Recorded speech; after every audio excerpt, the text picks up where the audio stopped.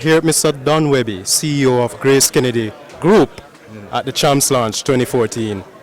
Last year GraceKennedy signed a new deal to extend CHAMPS sponsorship until 2018. Yes.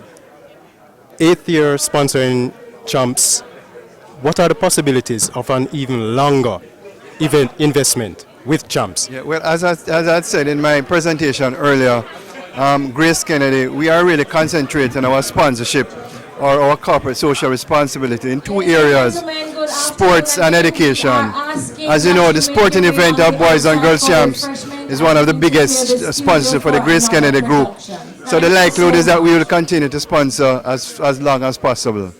And we are happy to do so. It's an investment in our country, it's an investment in our youth, and it's an investment in sport. So we are totally committed to the event for as long as possible. Interesting that you mentioned it's the largest investment by the entire GraceKennedy Group. Why CHAMPS? Why not entertainment that most people will see as more lucrative? Well, I tell you, we made a decision that we want to invest in the youth of our country. They are the future. And when you think about the rewards that we are getting from Usain and Shellyan and Asafa and all of those, I mean, it's well worth it. You know, it's well worth it. I gave the story of when I went to Istanbul. I was recognized as a Jamaican from a country that is so superb in track and field, and that's a really great feeling.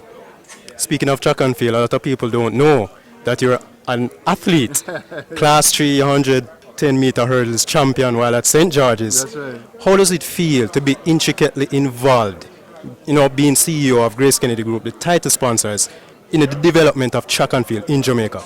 Well, I mean, it's obviously a wonderful feeling because I spent all of my school life in track and field, training very hard, working very hard. And after school, I continued to work very hard, and now I'm in a privileged position of leading one of the largest Jamaican companies.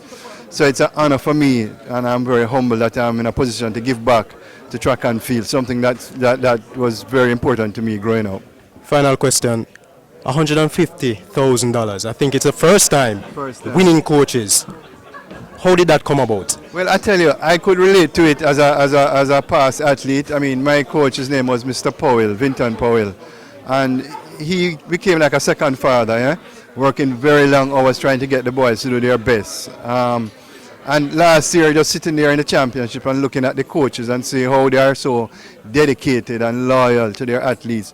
I describe them as unsung heroes, and I believe they should be rewarded. So we have created, and it's going to be an annual award of $150,000 each for the winning coach of the boys and girls school. And in addition to that, Hilo, our supermarket chain, will be giving them $25,000 a gift basket for their groceries. So I'm very, very happy about that. You don't see them in the news a lot, but they are the ones that are really, really a big part of the success of this event.